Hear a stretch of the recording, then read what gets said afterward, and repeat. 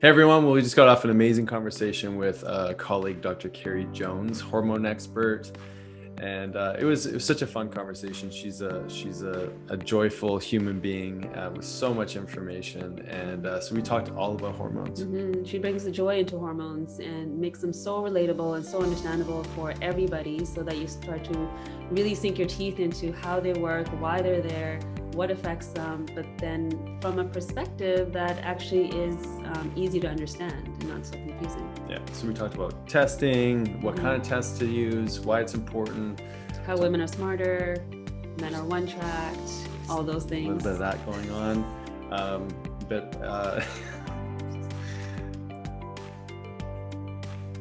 You just got off track, didn't you? I did. Yeah, but also all the gifts. So we talked about the differences between the brains of men and women, and some studies that have been done with like even generational hormone changes due to traumas and lifestyle factors. So all the different things that impact hormones. So it's a really, really important episode for everyone to listen to. So while Nick gets his train of thought back, we'll sign off here. Yeah. Enjoy. All right, guys, welcome back to another episode of Health Ignited. I'm here with Dr. Sonya Jensen, and we have an amazing presenter today, or interviewee, colleague. Her name is Dr. Carrie Jones. She's a naturopathic doctor and internationally recognized speaker, consultant, and educator on the topic of women's health and hormones. Dr. Jones graduated from the National University of Natural Medicine in Portland, Oregon, where she completed a 2-year residency in women's health, hormones, and endocrinology. Later, she graduated from Grand Canyon University's Master of Public Health program. Recently, Dr. Jones became board certified through the American Board of Naturopathic Endocrinology. Mouthful. Oh my goodness. So many things. She's an amazing woman. She was adjunct faculty for many years teaching gynecology and advanced endocrinology fertility. And then while in practice, Dr. Jones got headhunted by a company where she was actually medical director for two very large integrative clinics in Portland. And the headhunter in question was Precision Analytical, where she's now the current head of medical direction. It's so awesome to have you on here, Carrie. And just before we just kind of got to know each other a little bit before we started the call, we realized that we actually met you at a conference where you were teaching on hormones and testing and everything. So it's funny, you know, I don't know how many years ago that was, maybe 8-9 years ago. I was going to say a while. Yeah. Your youngest was just a year old. That's right. Then. Yeah. That's probably our first time actually getting away from it. Was, well, we were kind of driving back and forth because my parents lived right by the border. Yeah. Date weekend. Yeah. And then we would drive, and then I'd come back all engorged because I'd have to nurse. Oh my gosh. Yeah. So that was quite the weekend. I feel like we had kava shots that weekend too. So you must have been kind of chill. I didn't. You didn't have it. Surprised me at that conference. Yeah. They're known for that. Yeah. Do kava. That's funny. Yeah. So thank you so much for taking time out of your schedule to be with us today, Carrie. Oh my gosh, absolutely. Thank you so much for having me. Yeah. So where do you want to start, Sonya? There's so many questions we have for her. Yeah, I kind of want to start with your story and why you chose to teach on hormones, because you're an amazing teacher. Like if you watch Dr. Carrie Jones on Instagram, she just has this way of relaying information that's relatable and that everyone can understand, and also recognize that this is important and it's something that I need to really look into. So why hormones? Well, first of all, thank you. That is, I love that. That's amazing. And that's my goal: education, empowerment, entertainment. That's what I'm all about. And one of the things I've realized is that being a woman, you know, we learn puberty. Like, you know, my sex ed was taught to me by the football coach. So you can imagine, and I grew up in the South. So you can imagine a Southern football coach explaining sex ed. That was total disaster. And then it ended. Like, that was it. It was like, you know, here's your body. Welcome to womanhood. And then, you know, like I knew the gist of how to get pregnant. And then there was nothing else. There was no about this is normal. This is abnormal. This is common, but not normal. And oh, by the way, as you get older, here's things to watch out for. And there's this thing called perimenopause and eventually menopause. And I watched my mom go through menopause, and it was not smooth. And I thought, this is ridiculous. I want women to be able to know the road ahead, like what's happening right now and what's coming in the future, because I think that education is really missed. And the more women I talk to about this, like, did you know this thing about cramps or PMS, or endometriosis or PCOS or perimenopause, they were like, no idea. Blindly going through life, no idea, trying to search it on Google, talking to my sister, I don't know. And so that's why I just thought I'm going to go all in on hormones, because women just don't know. And we're more complicated than men. So we're more comprehensive, let's say that. Yes, so comprehensive. Yeah, that's good. I love that your career started off with your football coach. How exciting is that? I just imagine there must be some amazing metaphors you could pull out of football and bring that into the hormonal realm. It was so ridiculous and awkward. Yeah, our Southern football coach. And I thought, oh no, gosh, do better than this. Yeah. Well, I think the education piece is so important because it changes their relationship to hormones. Yeah. Like what you were saying is they give us this information and then we're supposed to run with it. But then all these variables are affecting our hormones. And the only understanding we have is you go to the doctor and then maybe they prescribe you the birth control if you have cramps or irregularity. There's no why explained. So I think what you do is so important to explain why things show up and that there are solutions. And the more we understand about ourselves, the easier it is to make choices to help support them, because they're just communicators, right?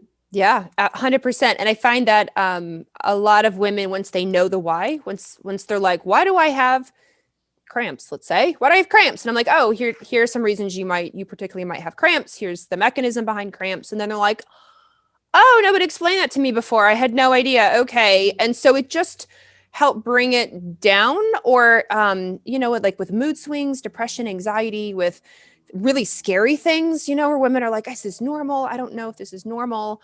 I don't know what to do with this. And then when I could walk them through it and explain it, and then they're like, okay, you're right. Now that I'm going to make different decisions, or I'm going to make better choices, or I recognize where I'm at, what's causing this. And then now let's help to modify that. And it was a big light bulb moment for a lot of women when I can explain what's happening with their hormones and why they feel the way they do or what's going on. So, you also help men as well, and you help women. And a lot of it comes through a lot of the work that you're doing now, I imagine, as well, just in the realm of testing. So how important is it for individuals to know themselves through testing? And if you could highlight some points there, it'd be great.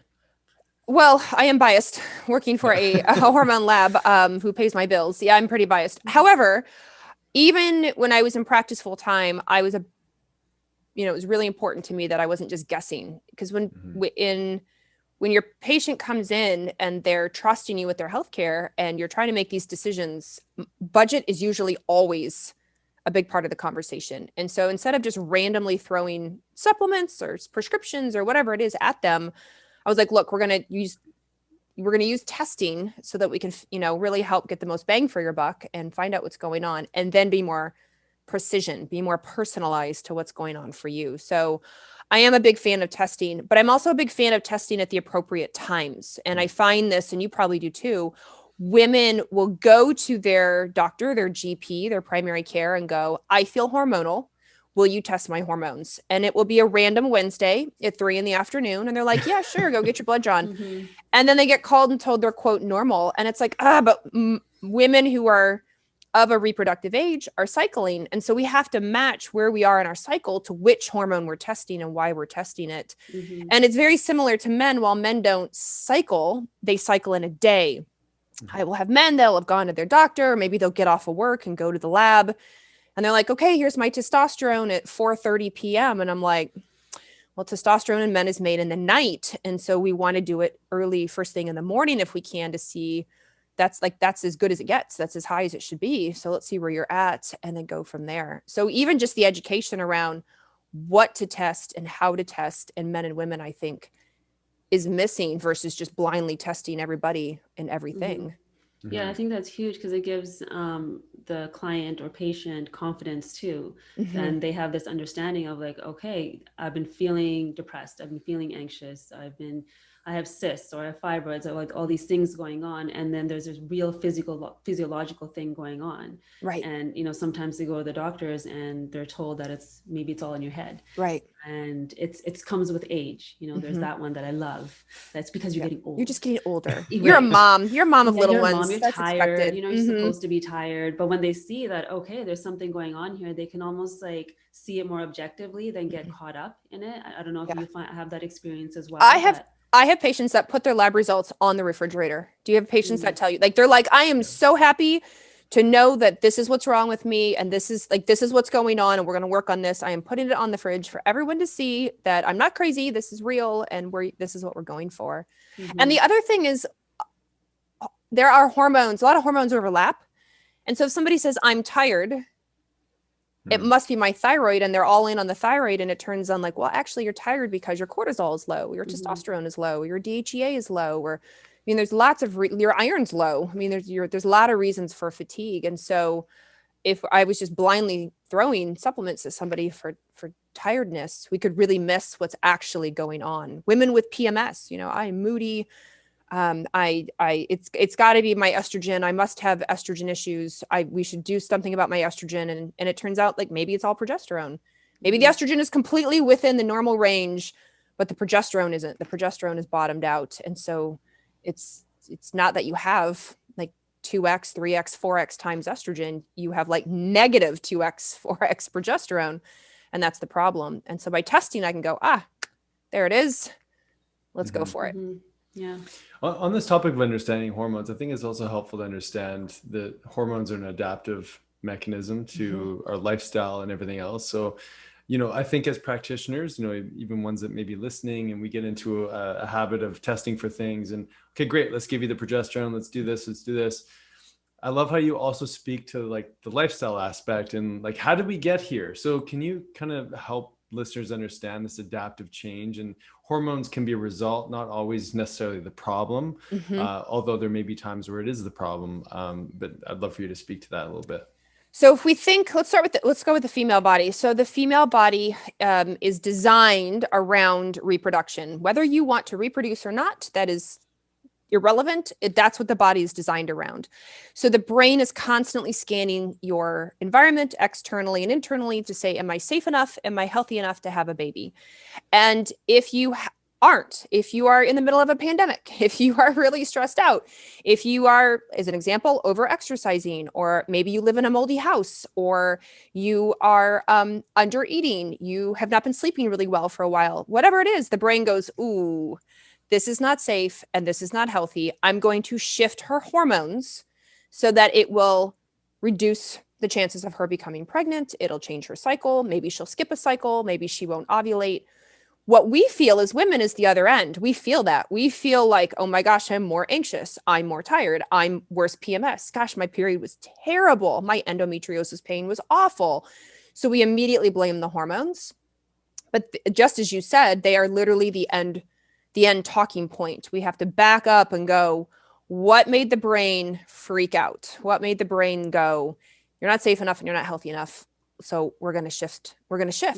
And then all of those affect all the other hormones, right? Our adrenal gland hormones, our thyroid gland hormones, our ovaries for men, our testicles, like they're all best friends. They all talk and interact and do stuff all day long. They do not work in a silo.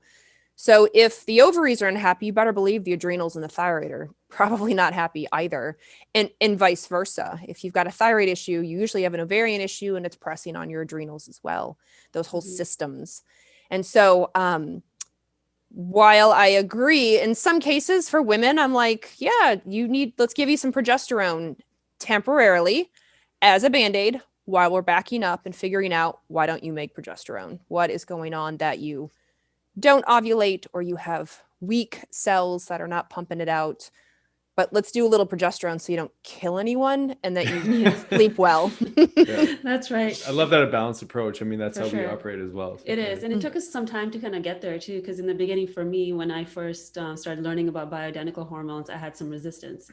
So, no, everything needs to be done naturally. We have herbs, we have things that we can do. And I, had this deep understanding that it's in your environment, so we should be able to change it. And then I started to understand that, we're not living in that same village anymore. We're not living in that same way where, you know, we can be at peace all the time within ourselves, so that the stress hormones aren't going up and affecting our sex hormones that are already declining. So then, you know, I started utilizing bioidentical hormones, and then also bringing in those elements. And that's where you see true success. Yeah. In my own personal journey, after our second was born, 6 months in, I knew the day that I would stop liking this man, and he's lovely. Didn't take long. Right? Yeah. So I knew the day. I like that his it was response. happening. Yeah. Now it's out in the public. So I used progesterone because I was doing all the right things. Yeah. You know, I was taking care of myself, but I was also now a mom of two that was busy and not sleeping for almost 5 years at that point. So I used it for 6 months, and it really supported me. It shifted that mindset. So I think it can be a real lifesaver. So I love that you brought that up. Especially, you know, for some people, depending on their situation, it's not going to change for a while, and we just need to keep their head above water. I mean, I had plenty of moms who were maybe going through really awful, nasty divorces, you know, like it just wasn't going to get better for 6 months, a year, or whatever. And they did have children, and they did have a job, or maybe somebody was dying, you know, maybe they're taking care of a dying parent, and it was just waiting and in surviving. And they were like, look, I'm falling apart. I'm literally falling apart. I can barely scrape myself off the floor every day. What can you give me? I'm like, yeah, let's give you something. Absolutely. Like, I love my naturopathic, you know, fallback that I have. And I love our core beliefs and functional medicine. But at the same time, I need you to keep your head above water. So let's use what we have for the situation you're in. Yeah, I love that. Yeah, it's so important. I think, you know, in the culture that we live in, we're so quick to label things, you know, like you're an adrenal patient, so we just treat adrenals, and, you know, you've got sex hormone deficiency and, you know, what have you. And I love how you brought that in. Just, you know, there could be some big things going on in people's lives, and they need, and we call them kind of like a Bandaid approach, or a bit of a buoyancy, just to give them that lift so that they can, you know, move through that experience, in opposition or in contrast to, you know, it's all in your head. Here, let's put you on an antidepressant to subdue or sort of bring down your emotional variation, and just put you into this little monotone sort of experience of life. And again, there's a role for that too. You know, it's not to say that it's wrong. It's just that, you know, everything that you teach is really about looking at this bigger picture. So let's break down some of these hormones. These are sort of big names that maybe not everyone understands. So let's hear your basically how you speak to sort of each of the different hormones, you know, as briefly or as detailed as you'd like. Yeah, this could take out. We'll be here all day. We'll be here all day. Right. 5 hours Get a cup of tea. We're going to go in. Yeah. So usually when we say hormones, everyone thinks the big ones: estrogen, progesterone, testosterone. That's what we think of the most when we think of hormone. Obviously, there are other ones: thyroid hormones, cortisol, DHEA, insulin. You know, like those are hormones as well, but they're not what we think of when you say, "Gosh, I feel hormonal today."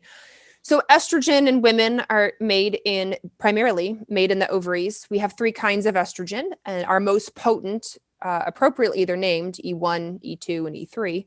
Our most potent is E2, and the ovaries pump that one out the most. So if you're cycling, that's where it comes from. Estrogen helps things grow. It helps things shine. It helps things develop. It helps us feel voluptuous. It helps sort of dictate where women put fat on their belly or on their body, usually in the thigh booty area. It helps us with skin, helps us with collagen, which is why when we're younger, we have like better cheekbones and less wrinkles. And then as we get older, like our cheekbones fall and we get a little more wrinkly because we're losing that collagen. So estrogen helps with libido. It helps, you know, keeps things lubricated. So joints, eyes, vagina, skin, things like that. So we like estrogen, but just like Goldilocks, too much or too little can cause problems. And that's where women feel it the most, when it swings out of that where she should be as a hormone into highland or lowland. Then we have progesterone. Progesterone is only made in the second half of our cycle. It's only made after we ovulate or release the egg. And progesterone is a little bit of the opposite of estrogen. She's our calming, soothing, relaxing, everything's going to be okay hormone.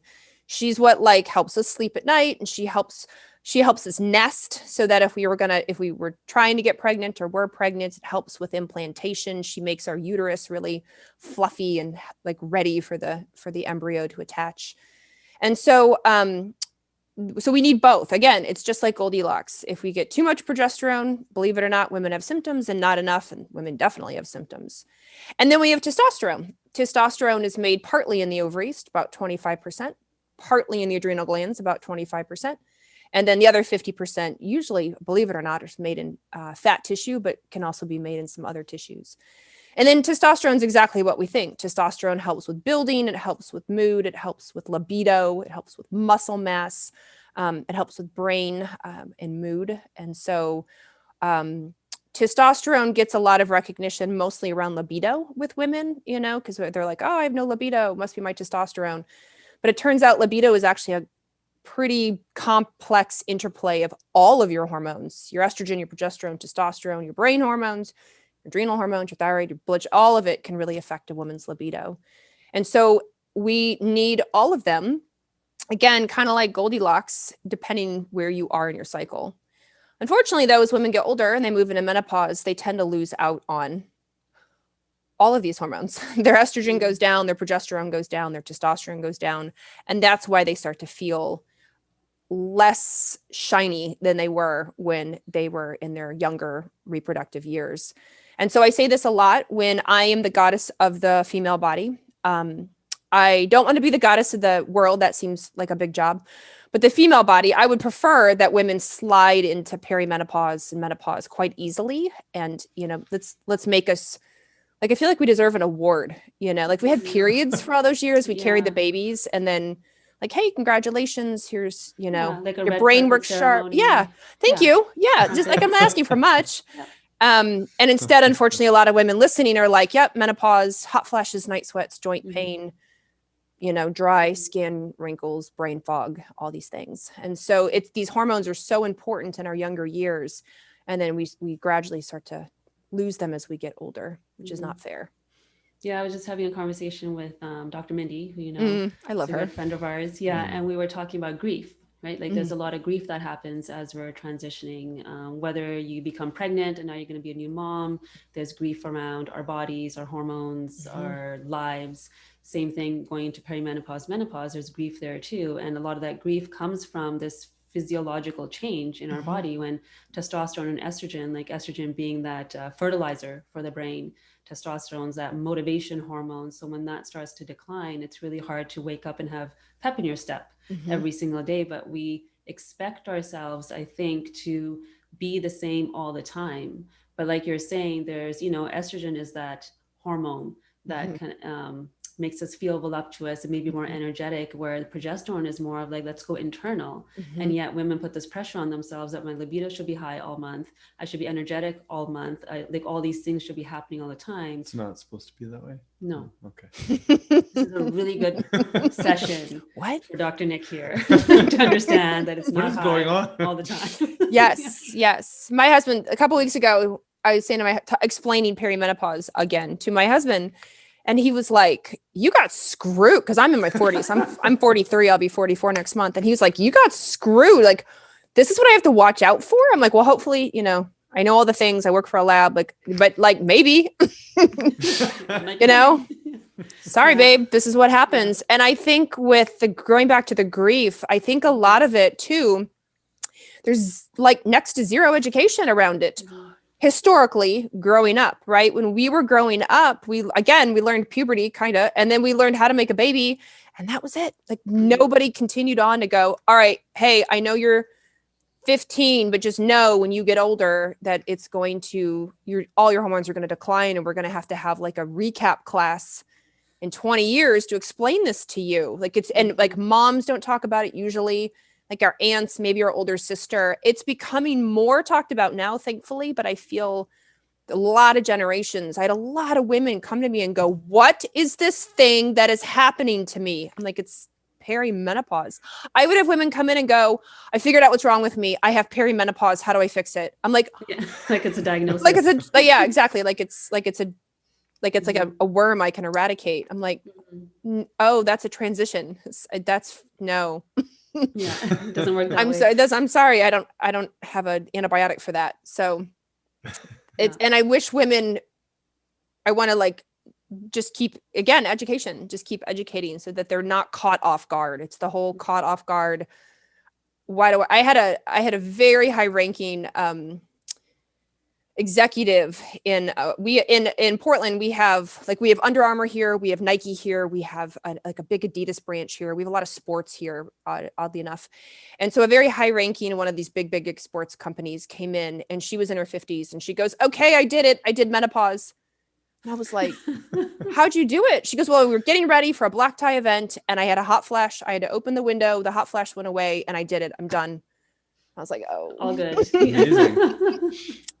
no. Oh, okay. She was like, she's like, what check do I have to write? You know, she just had that mentality. Like, she was just type A, go. She was top of the food chain at this big sports company. Yeah. And she's like, what I've check do I have to conquered write? menopause. Yeah. Like, what do I have to do? Who do I have to buy off? Who can I get like a signed jersey to? Cause this can't happen. I'm like, Yeah, you got something stored for you. mhm. And I don't know if you find this though. So when I'm working with younger women and I try to bring that conversation in, so I'm working with their hormones and they're 20 something, Mhm. and I'll relay that what we're doing today is gonna, impact maybe pregnancy, Mhm. and it's gonna impact perimenopause. But all of a sudden you see this like glaze Mhm. Oh yeah. over their Yeah. eyes, because in that moment, like, you feel invincible. You feel like, okay, whatever's happening today is what I just need to deal with, and I just Yeah. need to get on with my day and my Right. life. And I think the more conversations that happen like this, the easier it'll become that Mhm. it's the norm to have these conversations around these changes that are happening. Because I think that that's a huge missing link. Yeah.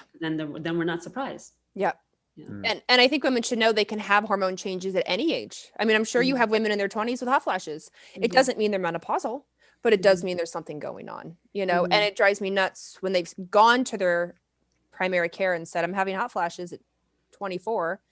And they're like, oh no, that's not possible. You can't, there's no way that can happen. I'm like, yes, way that can happen. Absolutely. Low estrogen coupled with high norepinephrine, boom, you've got a hot flash. Yeah. Sure. Yeah. Any age. Yeah. Well, let's talk about men. So, menopause, and then there's andropause. Thanks. I know. Here's There are what's coming, things that Nick. yeah. Can't wait. Tell me more. Well, tell us more. Yeah. Right, exactly. I know. Yeah. I don't think, and it's the same. Men don't really get the message that their hormones decline as well, and unfortunately, they're declining at a much more rapid rate than they used to. And not only just when we say hormone, men just automatically think testosterone. Oh, I am man, testosterone, and we forget about estrogen and men. And testosterone does this nifty little trick where it turns into estrogen through an enzyme called aromatase. And lifestyle factors such as high inflammation, high stress, high insulin will speed up that process. And so suddenly men develop bellies and breast tissue, right? Moobs, man boobs, and they feel more moody and less motivated, maybe a little more weepy, a little more brain fog, because now they have this shift towards an estrogen dominant body, if you will, away from their testosterone. And we see it a lot with lifestyle choices and with environmental chemicals and lack of exercise and high stress lifestyle in our men. And so I have men in their 30s who come to me and say, I have low testosterone and I'm 35. Why? Like, ooh, yeah, let's talk about this. Yeah, it's definitely, I mean, we see it more and more that young men are having these menopause like symptoms in their earlier years. And sometimes, I mean, we see a lot of men too that have gone through cycles of steroids and have maybe expedited this massive, transition or decline with time. Right. One of the tests that we love to run just as sort of like a screening is serum SHBG in relation to testosterone and whatnot. Urine testing doesn't do that. We can't. So what do you like to do on those? Yeah. Do you always like to run the SHBG along with? Yeah. Yeah. Combination. Yeah. Unfortunately, all those binding globulins, so thyroid binding globulin, cortisol binding globulin, sex hormone binding globulin, they're long destroyed by the time they hit the liver or the kidneys. So they won't show up on our test. But yes, for especially for men, I'm like, go do a blood draw as well. Yeah. Do you have any information on generational changes in hormones? So say now we have a couple that maybe has a high stress job and, they're moving through pregnancy and they move through life and they have a baby. And what impact is that lifestyle, those stresses, those changes in their hormones going to make on, the child's hormone health as they grow older? Oh, unfortunately, I think it's very real, and I think it's the child's all their pathways are very impressionable, especially in utero and in the young, growing, developing formative years. And so I think without even having a science medical doctor degree, you can look around at your friends, you can go to, well, here you go to Walmart, like you can go to some places and you can see the grandparents, the parents, the child, and you look at the child and you're like, oh, so unfortunate. Like they're going to be a hormonal mess. They're going to be a stress mess. They're going to have cardiometabolic issues, just watching in all of that development. And I think it's very real. I think it's very real. And even in talking to, I've had patients that will flippantly say, they think it's funny. They're like, oh my gosh, my pregnancy was so stressful. I had this and that and that. I was running 2 businesses. I like made time to get pregnant because it fit in my plan. And like, my child is screwed. And I'm like, your child is screwed. Yeah. Yeah. Like, it's not funny. Yeah. And now they're having developmental disorders. They're having, like eczema and asthma and allergies and the digestive stuff. And they won't sleep and they're hyperactive. And I'm not, and I also don't want people to listen to this and go, oh, you're blaming me. I'm like, oh, I'm not blaming you. I'm just saying your decisions matter, especially when you have when growth and development are at play, and you can impress upon the enzymes that have to do with growth and development and hormones. When you're super stressed out, that gets passed right on down the way, right on down to your developing child. And so be mindful, right? It's be mindful. And I think parents will, I don't see kids, pediatrics is not my thing, but I have had a lot of parents who are like, yeah, my child is pretty much just like me, or my daughter's puberty was just as bad as mine. And I definitely screwed that one up. And so it's interesting when parents can pick it out and they can see it. Or on the flip side, I've had parents say, the way I was raised, my mom was pregnant with me, I turned out a particular way. I made the choice not to do that to help hopefully break the cycle for my children. And so I think that's always interesting too. And parents look up their lineage and try to break the cycle for everything moving forward. Yeah, absolutely. There was a study that was done on Holocaust survivors and their children, and they did see that they were born with adrenal insufficiency. So I wonder, with individuals like that are already born with adrenal insufficiency, is there ways to still help develop the adrenals and change that mechanism or that communication between the brain and the adrenal glands, and to help develop those glands still as they're growing? Because, as they're growing, they're going to have their own challenges and stresses, whether it's generational trauma or just our world today with our toxicity load.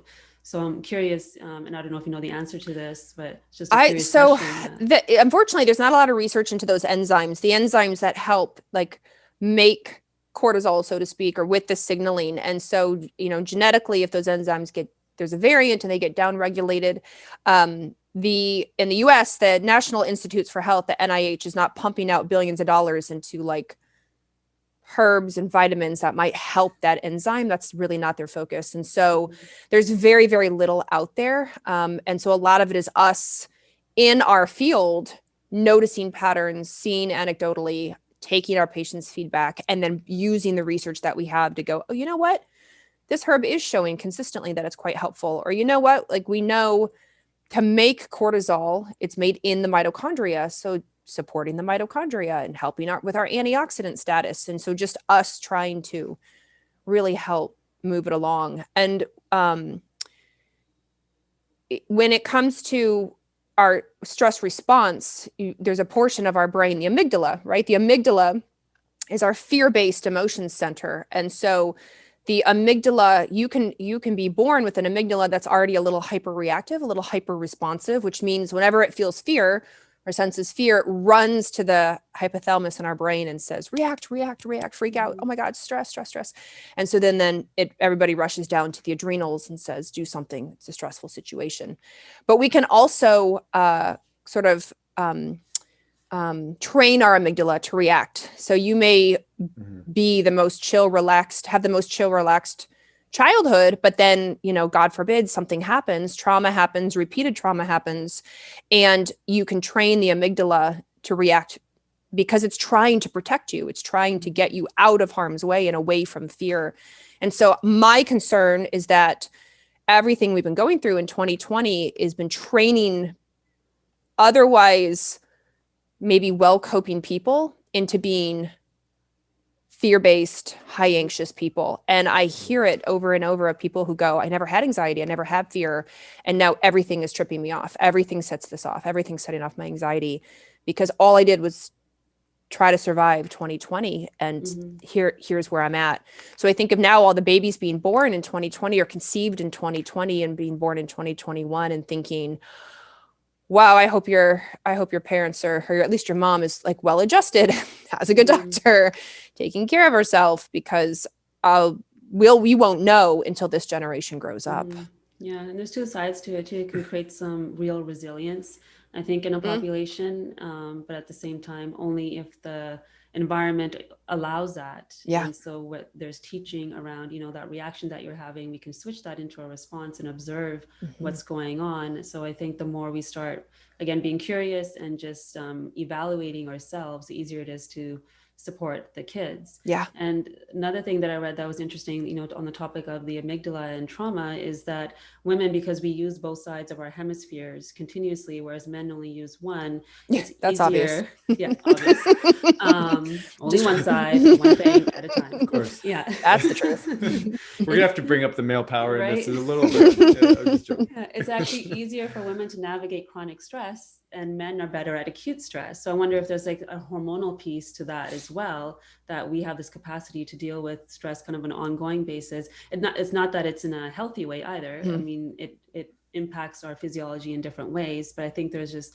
innate ability that we can navigate through it, whereas for men, not so much. So I'm Right. curious if you I've have read an that opinion too. on that. Yeah, I've read that too, from mostly from a tribal mindset, historically, in a tribe situation, men's jobs was to deal with the acute threat, the acute fear, and whereas women were the day-to-day. So women had this chronic low grade of the tribe, the family, the location, everything within either the village or whatever it was, whereas men were a little more just reactionary. Like if there was a threat from a neighboring tribe, if there was a threat from an animal, if there was a hunt, whatever it was. And so men had to be very programmed to, go kill the saber-toothed tiger, deal with whatever it was, fight the fight. But women had, being the nurturers and the family growers, had to have this low grade awareness all the time of everyone around them. And I absolutely see a lot of stock in that, I think not all women, and men, but a lot of women and men. Women are usually sort of the low grade caretakers of their family or their clinic or their workspace or whatever it is, right? And men can do that, but historically, men do the acute things. You can be blunt. It's okay. Yeah, that's okay. I got thick skin. Sonya's prepared me well. But part of this too, I think, is just that male mentality that some women love to critique us on, is just with regards to, we just want to fix things, and it's almost to your point of the acute nature of like, okay, here's a problem, let's solve it. Here's a problem, let's solve it. Yeah, I think we are absolutely wired in that kind of way, and it's funny because it's taken me many years and I'm still learning. For me to just actually listen when Sonya's going through something, and not just get into, okay, what can I do about this? Like, how do we solve her emotional instability right now? Instead of like, can I actually just be with this stress? And I couldn't help but think that, is it progesterone? Because men don't have a whole lot of progesterone, comparatively speaking. Like, is progesterone maybe? I mean, I'm sort of hypothesizing, but there's some real, we talk about it being a really buoyant hormone, really supportive hormone. Is that part of the resilience? And then it wouldn't be that far of a stretch, considering progesterone is a precursor to cortisol, the stress hormone. So it could be. I mean, we just know that in Dr. Moscani, she wrote the XX brain and talking about male versus female brain. She's a female brain neuro researcher, because she was like, there's not enough research into the female brain. That's all the studies predominantly for years and years and years have been on men, and they just translate it to women. And she was like, wait a minute, we know there are some differences. There have to be. So she got into research that way.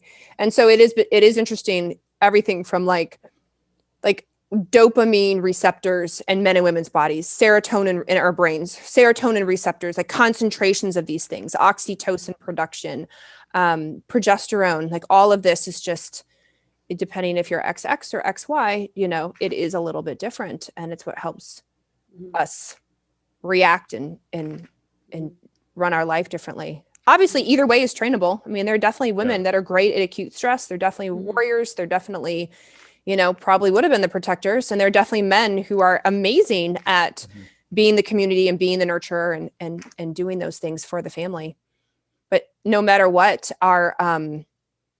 it boils down to like how we handle our stress and the stress we're exposed to, which I think is so important, because stress is going to impact how a man makes testosterone and sperm, and it's going to impact how a woman ovulates or, makes her hormones as well. And again, even if reproduction is not what you want to do, you don't want to make a baby, you do want healthy hormones, because that affects everything from your lungs to your heart, to your brain, to your bones, to your skin, to your mood. So let's support it. Have you, sorry, I'm going to cough. Have you noticed a trend in the testing that you do, just because our world has shifted? So roles of women have shifted, like you were talking about the CEO, and we're busy, we have careers, plus we have children, plus we're taking care of a home. So have you noticed, because of these elements, that there's a trend in testing that you see? Honestly, a lot of it would be just, I think, a trend in burnout. I think the trend in burnout is going up. I'm seeing that on the requisition form. When you look at thousands and thousands of tests a day, it's like, I'm tired. I'm struggling. I'm burnt out. I can't sleep. So it's, and even talking to women who are trying to do it all publicly, privately, what have you. I mean, they're just really, really struggling. And I'm seeing a lot more cortisol dysfunction. I see a lot of estrogen, progesterone dysfunction. And sadly, I see it at a younger age, younger and younger. Just like in men, I'm seeing low testosterone at a younger age as well. Yeah, and this topic that we kind of discussed earlier with regards to hormones being an adaptive process, and we brought up testing a little bit. I'd love for people to really understand a little bit more about why the Dutch testing, there's more power, or I guess maybe now considered to be the gold standard, versus just looking at blood or saliva, and your journey with it a little bit too, just because obviously you've had a chance to do some spectacular deep dives into comparing and contrasting between all of these. But yeah, if any, and while you're there, if you can also speak to just that cortisol response and why maybe we're looking a little bit too downstream for adrenal insufficiency or adrenal stress. And so I'm sure you'll find a way to tie all those things together. And go. I trust you. I've done all the testing. I've been in practice. Well, I should say I've been in the field about 21 years, since 1999, 22 years. So a long time. And so I've done blood, I did saliva, and now I do a combination actually of all three: urine, saliva, and blood when I'm looking at hormones.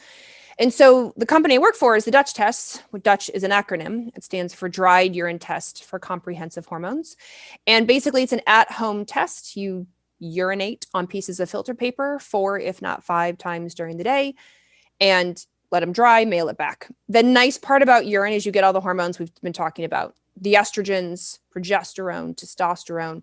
But because you collect multiple times in the day, we get your cortisol throughout the day. So we get it in the morning, a couple hours later, around dinner, before bed. And if you get up in the middle of the night because you have insomnia, you can test then as well, and we'll tell you what's going on. So urine also gives you what I call the pathways of where your hormones are going. The end result is called a metabolite. So you make an estrogen, where does it go? You make a testosterone, where does it go? While it's very helpful to know in the blood work, my testosterone is this and my estradiol is this, I then need to know, well, are you going down the pathway that might increase your risk for cancer? Are you going down the pathway with testosterone that might increase your risk for hair loss and acne and hair growth in places you don't want? Because if I can see those pathways, and I can either stop the symptoms before they come, or I can help you if you actually have those symptoms through diet, lifestyle, supplements, what have you. With cortisol, cortisol is really interesting because cortisol is made in the adrenal glands, but it's signaled from the brain. So the brain sends the signal, we're stressed out, or we're hungry, or we're inflamed, and we need to make cortisol. Cortisol is made in our mitochondria. And so if we don't have good brain signaling, and we don't have mitochondria, which we all learned in school, are our cellular powerhouses right inside our cells, then we're going to struggle to make healthy levels of cortisol when we need it. And so when you do the Dutch test, not only do we give you your free cortisol marker, free cortisol being anything free, a hormone that's free is active, meaning it can bind to receptors, do the things, turn it on, turn it off, what have you. We also give you a total marker. So I can tell you, can you make cortisol in the first place? How much of it is free and active? And then we also give you a third marker, which is called cortisone, which is where cortisol gets inactivated. Cortisol is dead in the water. It doesn't do anything. So some people think, gosh, I'm so tired, I must not make cortisol. And the truth is they're just deactivators. They deactivate to cortisone for a variety of reasons. Or I must not make cortisol. And sure enough, they don't. They either don't get the signal or their mitochondria is not great in the adrenal glands.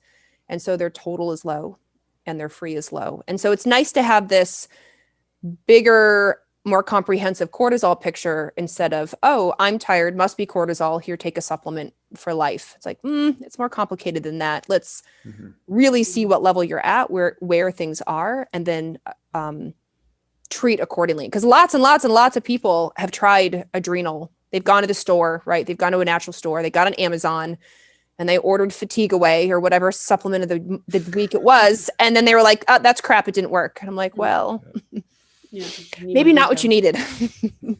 Yeah, I do love that you brought awesome, that up. by the way. Yeah, because it's the upstream versus the downstream, right? So we were talking about before that hormones necessarily are not the cause, they're the effect. Yeah. So when you go back and you look at the mitochondria, okay, what's affecting my mitochondria health? Yeah. What toxicity, what lifestyle factors, what stresses, all these things, that's what's going to affect the cortisol. So I'm really glad that you brought that back into that conversation. And even just this brain health, if you're not sleeping, if you have insomnia, if you have sleep apnea and you don't want to acknowledge it, if you're a snorer, if you mouth breathe, all those things, if you get woken up 62 times in the night because your dog's in bed, your cat's in bed, your partner snores and your kid comes in, like that all affects your signal, all the things, right? Like everyone listening is like, yes, check. That affects the downstream signaling. And so the adrenals may get over signaled, they may get under signaled, and as a result, you feel it.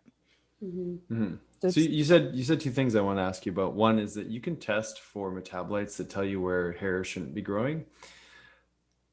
Yeah. So for PCOS. Yeah. For PCOS. I was thinking not even for men and like growing hair in your ears. In their ears. That seems to be just a man I don't know. genetic thing. Right. Or the nose hair. I'm always like, my husband's a lot taller. I'm tall, but my husband's a lot taller than me. And I'm always like, whoa. Get that tested. Get that. And then you also mentioned you do sometimes do saliva testing. So when would there be a time for that? So I use saliva testing for something called the cortisol awakening response. And so in the morning, when you open your eyes and light comes in, then your brain signals to the adrenal glands, okay, she's up, make cortisol. And the body does very quickly, very high. And it does so in about 30 or 45 minutes. And that drive up in cortisol is to get your butt out of bed. It's to reduce inflammation. It's to give you a little bit of glucose because you've been fasting all night. It's to switch you to alert because you're just kind of conscious and groggy, and now to switch you to alert. So it's really important your cortisol goes up in the morning and then it gradually drops down through the rest of the day.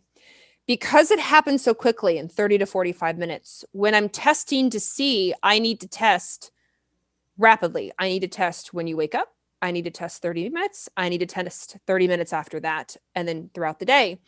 Because urine is a delay, and because obviously not everybody can urinate on command every 30 minutes, it's a giant pain. So we use saliva testing in that example. So Dutch has these cotton swabs that you just pop in your mouth and get wet. So when your alarm goes off, you put it in your mouth, get it wet for a couple seconds, stick it back in the tube. 30 minutes later, you do it again. 30 minutes later, you do it again.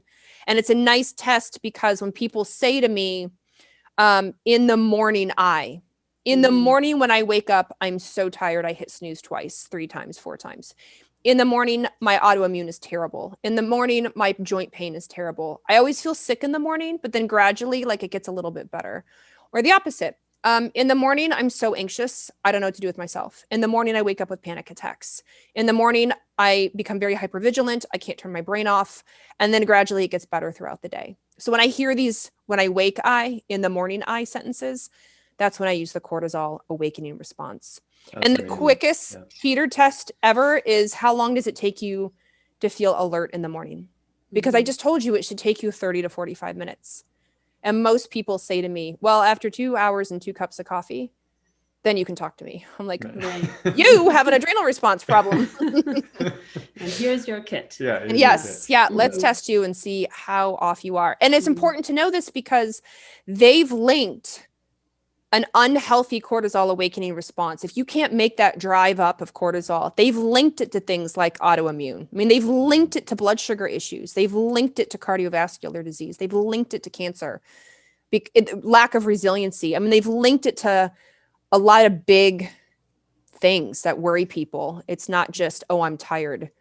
It's like, yeah, your body's going to struggle. And the domino effect is it can link to these other things. Yeah, the stress. So in closing, do you have one more? Okay. He's like, I got one more. Yeah, okay. I want to hear about your favorite lifestyle hacks for sleep, because that is such an issue for so many people. Like, and obviously you get to see the hormones, but what's your favorite go-to there? For sleep? So I first explain that we, as humans, men and women, we work on a circadian rhythm, right? Our body clock. And our circadian rhythm is masterfully controlled by genes in our brain called the clock genes, like the clock on your wall. And the clock genes are set and reset every single day. Men have a slightly longer than 24-hour cycle, and women usually have just under 24-hour cycle, believe it or not. So we have to set and reset ourselves. And we set it by lightness and we reset it by darkness. That's the big thing. So I always joke, I'm like, notice I did not say intermittent fasting. Notice I didn't say ashwagandha. Like, notice I didn't say cold showers. What I said was light and dark. Now, those things are helpful, but not as helpful. So if you're trying to get your sleep right, you have to start in the morning by getting full spectrum light exposure on waking. When you wake up, open your window, open your door, go outside for 10 or 15 minutes and get light exposure. Even on a gray day. I live in Portland, Oregon. We are gray most of the year. It doesn't matter. Even a gray day is helpful. If it's dark out, consider buying a full spectrum light box. They're like sunshine in a box, and you just turn them on for 10 or 15 minutes in the morning. So that kicks off the rhythm. You do the complete opposite at night. Darkness is king. So you want to start dimming the lights as it's getting into the evening. You want to be off of your screens, TV, phone, tablet, leading up to bed. You want a wind down sleep hygiene routine, not wine, no WINE, no alcohol. I was just going to ask you to repeat that again for people. Right. No, wind with a D. You want to try to sleep in cool temperature if you can, and you want to sleep in complete darkness, the complete darkness. So wearing an eye mask or, making sure there's no blinking lights, night lights, hallway lights, bathroom lights. And if you wake up in the middle of the night and go to the bathroom, do not turn your light on. Obviously, not everybody's sensitive, but I find as men and women get older, they become more sensitive. So they turn on the light and then they struggle to fall back asleep, or they find that they're waking quite a bit. And so for sleep, I'd say the screens is the hardest for most people, that they're like, oh yeah, I take a bath, but I'm looking at my phone, or I'm reading a book on my tablet. I'm, listening to music, and I listen to relaxing, bird sound music off my phone, but I'm also doing email on my phone. I'm like, yeah. So that's, and obviously there are a lot of herbs. There are a lot of calming herbs. I'm a big fan of magnesium. I take magnesium glycinate at night. Every night before bed. I also drink holy basil tea every night before bed. Holy basil is also known as Tulsi. Again, calming, relaxing, anti-stress. Other people do chamomile. Milky oats is a good one. But none of that is going to save me if I've got my, huge TV on and I'm watching some Netflix scary murder documentary and the white blue light coupled with scariness. No, I'll never sleep. Yeah. Adrenaline No. forever. Yeah, Yep. I'm glad but like, I just think that for women in general, women seem to struggle a little bit more with Our sleep. hormones, our Yeah. estrogen, our progesterone, our cortisol, our norepinephrine absolutely affect how we fall asleep, how we stay asleep, our light REM, deep cycles, our melatonin production. And because men don't have that rise and fall in estrogen, rise and fall in progesterone, it affects them very, very differently. Mm-hmm. And there's also, a lot of women will have that premenstrual insomnia too, and not Yep. know why they're having it. It's because of those changes. And Yep. I also think we're wired that way for survival, because we're the ones that are having the children. So Yeah. we kind of need that awake response that's like right there if something were to happen to them. Right. So I think there's some multiple different things going on. Yeah. And it is hard, especially nowadays with we're so educated and we're so as women, like we have so much women's liberation, but at the same time, like biology hasn't caught up. So when women push back and they're like, well, I don't want a baby, like I'm not looking to get pregnant, and I don't need to wake up to check on a baby multiple times in the night. I'm like, girl, I get it. I know, trust me, but biology is not caught up. And so we're having to work with your natural biology as opposed to trying to, force against it. Mm-hmm. I love it. Amazing. Thank you, Carrie, for your time. But I do have one last question Yes. before we let you go. Yeah. So my question is, if tomorrow was your last day here on Earth, what is the imprint that you'd like to leave for your legacy, and also just for the generations to come? Oh my gosh, that's a huge question. I would say, what imprint would I like to leave? Actually, I think it's on my board behind me. So I heard a speaker once say healing happens at joy. And I find that even I do a lot of education and I talk a lot about hormones, but really it's the fundamentals that help us the most when it comes to healing. And people forget the fundamentals because it's not sexy and it's not in a pill, and it's not fun to write about. But I feel like the people who are the most joyful, who find joy, even in the little things, who laugh at inappropriate jokes, who find memes funny, who tell jokes, who find, just who enjoy a rainbow after it's rained, like those people are going to do better in life. And so if I can just tell people, hey, healing happens at joy. So find the little things in life and laugh and smile and find that joy, because it's only going to help you and serve you and help with longevity, right? If you're 92 and still cracking up at inappropriate jokes, I want to be your friend. So, and I mean, you probably had a good life and you probably don't take life super seriously, and you probably have good friends that think like you and laugh like you. And I'm all about that. Mm-hmm. I'm glad you brought attention to that, because I was hoping that you were going to speak to that sign behind you. It's perfection. I love that. Mm-hmm. Yeah. And you do exude that. Totally. You guys have to follow Dr. Carrie Jones on Instagram. She makes my day. Yeah. When I see her feed and I see some of her videos, I'm like, oh yeah, there it is. Oh my gosh. Will you talk to my husband? I'm always like, babe, I'm funny. And he's like, I know. You absolutely are. So thank you for spreading joy in the world. Yeah. Oh, I appreciate that. Thanks so much, Carrie. Thank you.